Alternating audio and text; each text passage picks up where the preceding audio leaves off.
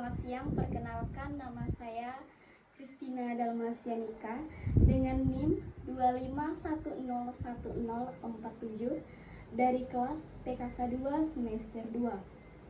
Nah, di sini saya akan membuat video katekese dengan tema Yesus sebagai pokok anggur dan murid sebagai rantingnya.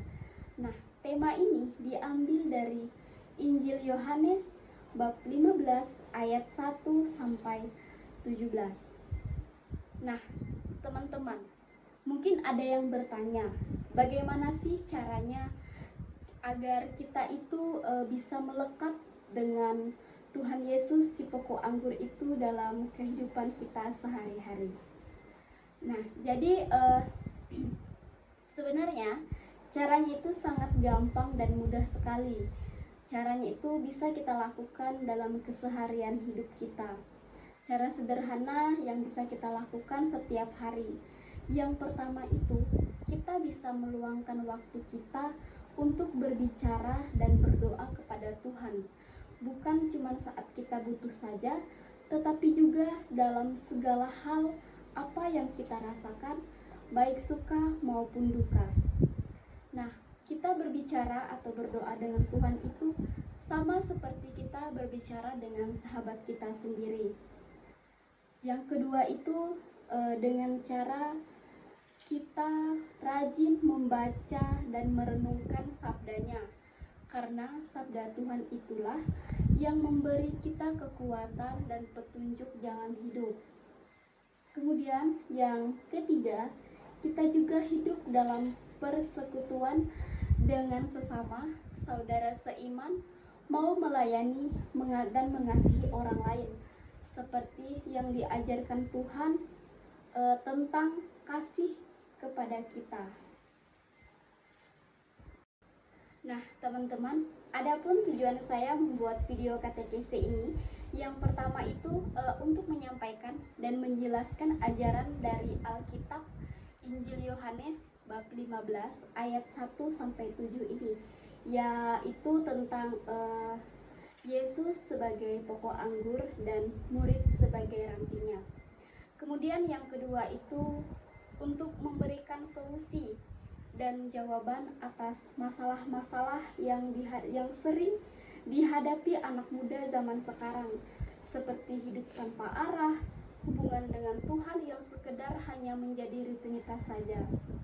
Kemudian yang ketiga itu untuk membantu orang lain merenungkan dan memperdalam iman supaya mereka tidak hanya tahu ajarannya saja, tetapi juga bisa menyempurnakan dalam hidup sehari-hari dan menjadi berkat bagi sesama. Selamat pagi, salam sejahtera bagi kita semua.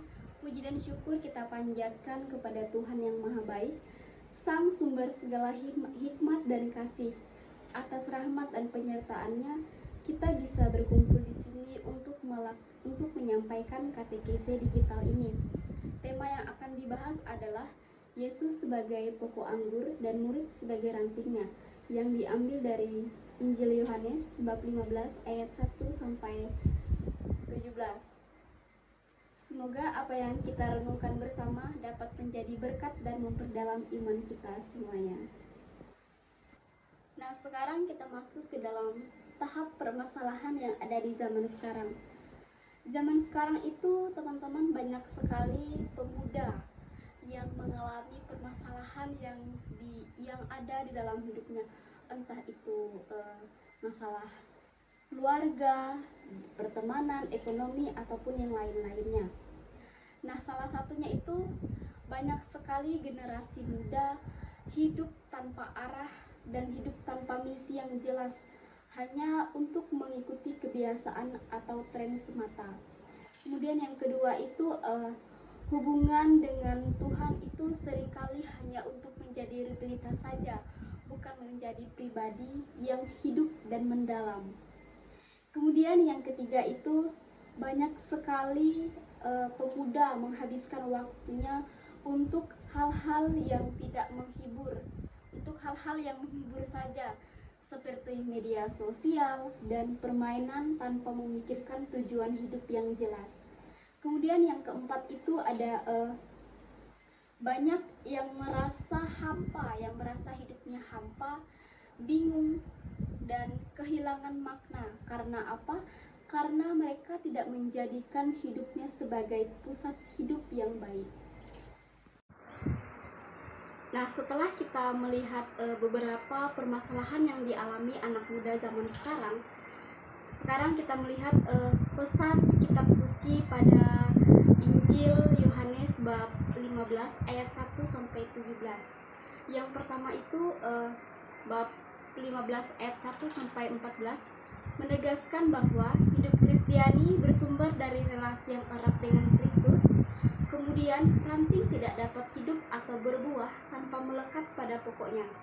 Begitu juga dengan manusia tidak bisa bertumbuh secara rohani tanpa tinggal di dalam Yesus. Nah, sekarang kita akan mendalami ayat dari ayat 1 sampai 14 ini, yaitu inti dari hidup orang percaya itu sebenarnya adalah hubungan yang erat dengan Tuhan Yesus. Seperti ranting pohon, kalau tidak menempel dan mendapat kehidupan dari batang pokoknya, ranting itu tidak akan tumbuh, berbuah, dan akhirnya ranting itu mati. Begitu juga dengan kita manusia, kalau kita tidak tetap dengan hidup bersama Yesus, kita tidak bisa bertumbuh secara rohani dan melakukan hal baik. Nah, selanjutnya ada pesan yang kedua, yaitu dari bab 15 ayat 5 sampai 8. Manusia tanpa Yesus itu tidak dapat berbuah karena Yesus adalah pusat hidup iman, dan kita ini hanyalah ranting yang bergantung sepenuhnya. Dan kehidupan beriman bukan hanya status, tapi harus nyata dalam tindakan dan relasi dengan sesama. Kemudian kita akan mendalami isi Alkitab ayat 5 sampai 8 ini.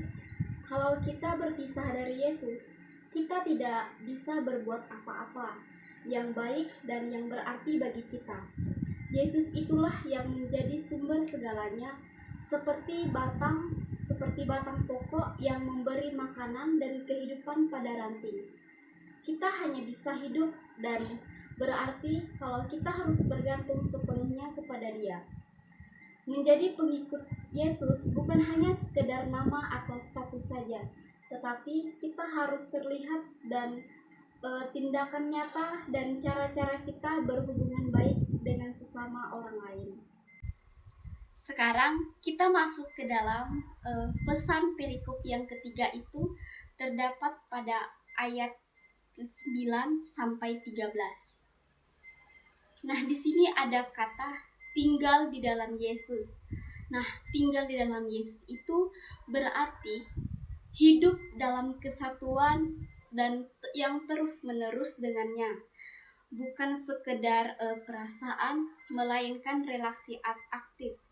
Relasi aktif itu seperti mendengarkan firman, taat, dan bergantung sepenuhnya, serta tinggal di dalam kasih, diwujudkan melalui tindakan konkret, yaitu mengasihi seperti Yesus mengasihi. Sekarang kita akan memperdalamkan dari ayat 9 sampai 13 tadi.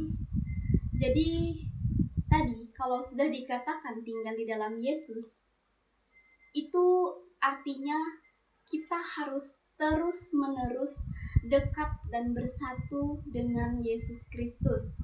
Bukan sekedar dekat sekali, bukan hanya sekedar dekat sekali saja, atau hubungan ini nyata dan aktif. Kita mendengarkan ajarannya dan menuruti perintahnya. Nah, ayat yang terakhir yaitu dari ayat 14 sampai dengan 17. Mengubah relasi dari hamba menjadi sahabat. Nah, teman-teman, sahabat bukan hanya mengikuti perintah, tetapi juga mengetahui kehendak dan hati Tuhan. Kemudian menjadi sahabat Yesus itu berarti hidup dalam ketaatan kasih, dipilih untuk misi, dan menghasilkan buah nyata dalam kehidupan. Nah, dalam ayat 14 sampai 17 ini, hubungan kita dengan Tuhan itu berubah dari sekedar menjadi hamba yang hanya menuruti perintah, menjadi sahabat yang akrab. Sebagai sahabat, kita tidak boleh cuma tahu apa yang Tuhan mau, tetapi juga kita harus mengerti isi hati dan juga kehendaknya. Menjadi sahabat Tuhan berarti kita hidup taat dan dalam penuh kasih, dipilih dan ditugaskan untuk melakukan hal baik, serta menghasilkan dampak dan perbuatan baik dari nyata dalam kehidupan sehari-hari. Nah, teman-teman, setelah kita melihat permasalahan yang dialami anak muda zaman sekarang, kemudian tadi juga kita sudah melihat pesan-pesan yang terdapat di dalam perikop Injil Yohanes bab 15 ayat 1 sampai 17. Dan kita juga sudah mendalami apa sih arti dari pesan itu. Nah, sekarang kita masuk ke dalam refleksi. Nah, ada beberapa refleksi bagi saya dan bagi teman-teman semuanya. Yang pertama itu sebagai calon guru agama Katolik.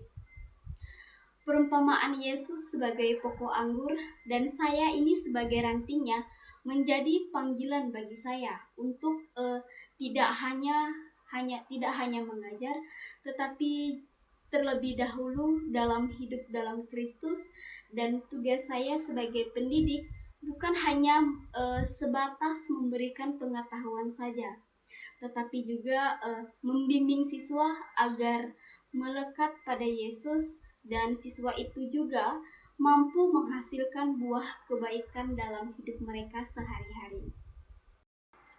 Kemudian ada refleksi bagi calon katekis yang akan berkarya di stasi maupun di paroki. Nah, dalam melayani umat, saya harus menanamkan pengertian bahwa kehidupan iman adalah hidup yang terus melekat pada Yesus Kristus, serta saya dipanggil untuk membantu umat menyadari bahwa dipilih dan ditetapkan Tuhan untuk menghasilkan buah kasih dan kebaikan yang tetap. Nah, teman-teman, ada juga relevansinya bagi peserta didik dan bagi umat. Yang pertama itu saya akan memberikan relevansi bagi peserta didik. Bagi peserta didik Katolik di sekolah. Nah, peserta didik, mari kita ubah cara hidup kita. Jangan hanya peserta didik menjadi murid yang pandai secara akademis saja, tetapi juga menjadi murid yang melekat pada Yesus. Hidup dalam ketaatan kasih, jadilah siswa yang menghasilkan buah kasih, kebaikan, dan menjadi berkat bagi teman-teman dan lingkungan sekolah. Kemudian yang kedua itu ada relevansi bagi umat beriman secara keseluruhan, mau itu di paroki ataupun di stasi.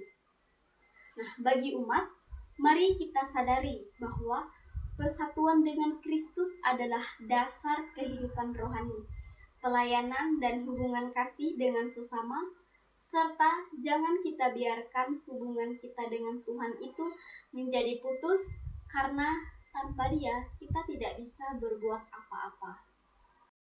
Nah, ada karya inovasi yang dilakukan OMK zaman sekarang.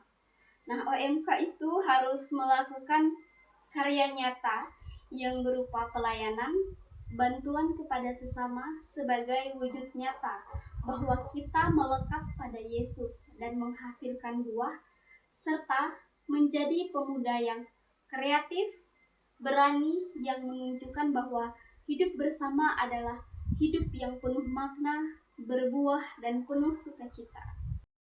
Demikian penyampaian katekese yang dapat saya sampaikan. Semoga apa yang telah kita bahas dan renungkan bersama dapat meresap ke dalam hati dan pikiran kita semua. Kiranya kita semua semakin menyadari bahwa kita adalah ranting yang harus senantiasa melekat pada Yesus pokok anggur sejati, agar kita terus bertumbuh, dan menghasilkan buah yang tetap.